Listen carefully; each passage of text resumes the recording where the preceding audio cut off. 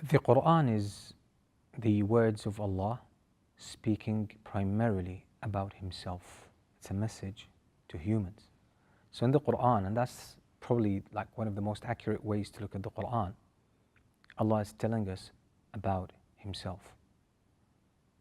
And that's all what we humans really need.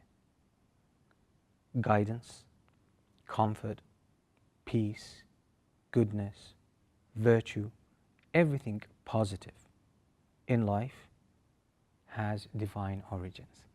It comes from Allah subhanahu wa ta'ala. Everything that is helpful, everything that is necessary for human nature to evolve, to grow, to mature, to reach its heights, comes from divine origins. Because in a sense, goodness and divinity are synonymous. So in existence, good does not have an independent existence. In the sense, there is no background to what good really is. What good really is the divine names and attributes coming to the creation. Allah is the source of all good. That's what good really is. So Allah subhanahu wa ta'ala in the Qur'an is giving us the source of goodness, the source of all goodness. Knowing Allah is not a luxury. Relating to Allah is not a luxury. Learning about the names and attributes of Allah is not a luxury, and it's not merely an intellectual endeavor. It's not like I learn the names of Allah, what their meaning is, I learn the linguistic meaning, then yeah, I can talk about that. That's not what learning about Allah is.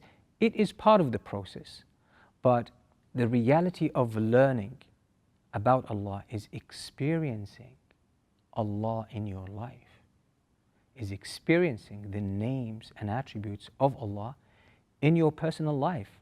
It's a first-hand experience. The problem is we limit our relationship with Allah subhanahu wa ta'ala to ideas, to words.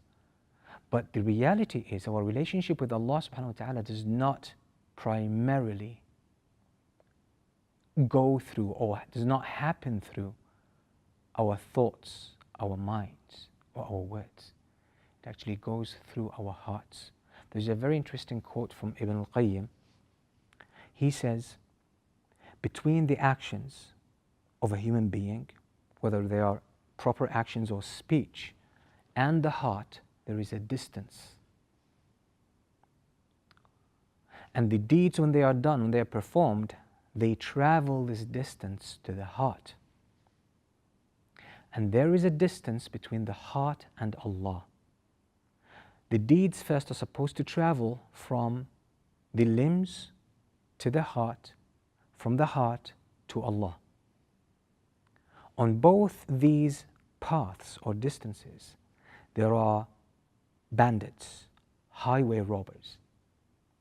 There is the desire of the human being, there is the expectations and the nafs, the ego of the human being, and there is shaitan.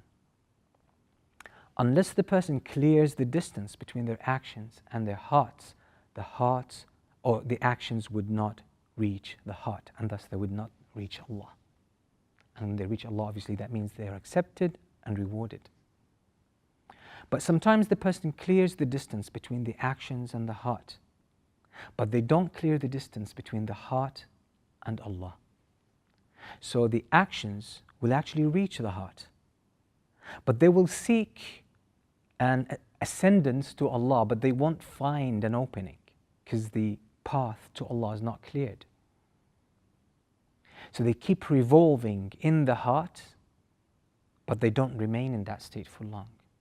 If they keep there revolving in the heart, this awakens the nafs, the ego of the human being.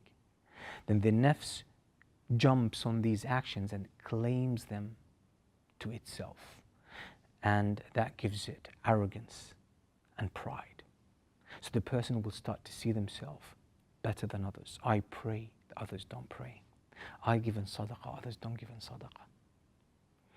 This happens when our relationship with Allah subhanahu wa ta'ala is limited to words, is limited to ideas. We can talk about Allah, We can write about Allah, we can tell people about Allah, we can read about Allah, but we're not experiencing the names and attributes of Allah subhanahu wa ta'ala as a personal experience. We don't have this inner experience, because that exists in the distance between our hearts and Allah subhanahu wa ta'ala.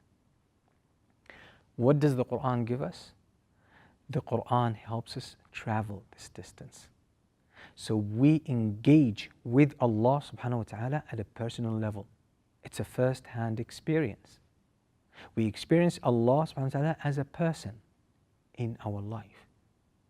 And it's not like any other experience, but it's a first-hand experience. Your heart is literally with Allah. It's in the spiritual proximity with Allah subhanahu wa ta'ala. That's what the Qur'an gives you. And that's the real experience of Tawheed. Because we can talk about Tawheed as theory, but that's just ideas. Allah is not an idea. Allah is a truth. Allah is a reality. Allah is the reality. And if we fail to experience that, and if we only resort to second-hand experience through thought, then we're not really experiencing Tawheed. What does the Qur'an give us? It offers us that experience. When we sometimes feel touched by the Qur'an, we feel it moves our hearts, and we feel maybe a tear rolling down our cheeks, and we don't know why. It's just because the Qur'an took us in a first-hand experience with Allah subhanahu wa ta'ala. It took our souls to the presence of Allah in reality. It's a real experience. We cannot see it with our eyes. We cannot talk about it or even think about it in the form of thoughts. It's just a crude spiritual experience. We have no words to express that or talk about that. That's what the Qur'an really gives us. This is when the Qur'an awakens the heart. This is what the scholars call yaqadha. This is what the scholars call an awakening. You wake up to the reality of your existence, because essentially, as for example, Ibn Taymiyyah says, the reality of the human being is the soul. The body is just a host of the soul. Your reality is your soul, which is your heart in a sense. And you experience Allah, you relate to Allah through in your spiritual essence, not in your mental essence, or not in the mental layer of your existence. You experience Allah in the essence of who you are, a first-hand experience. And reading the Qur'an properly offers us this experience. So when we engage with the Qur'an, we should read it with an open heart. We should not approach the Qur'an with expectations. We should not approach the Qur'an with preconceived notions. We should let the Qur'an lead the way. These are the words of Allah. Allah, through His own words, takes us on this journey.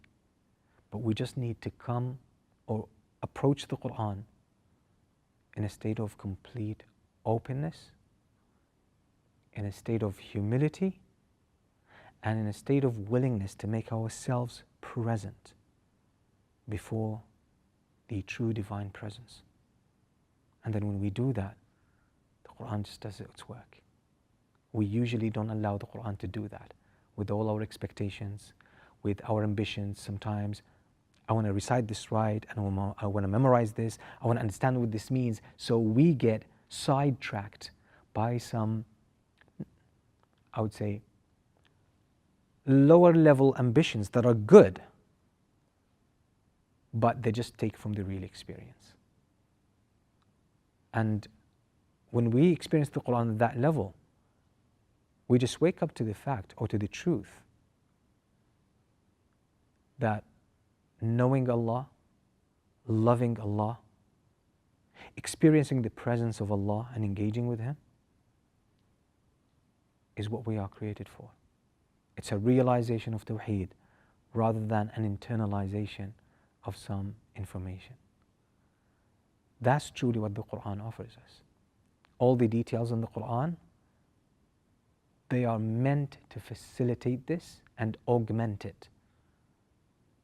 They are not an end in themselves. They are the means to this beautiful end, to this engagement with Allah subhanahu wa ta'ala. To support the Quran Drive and learn more about it, please visit qurandrive.com.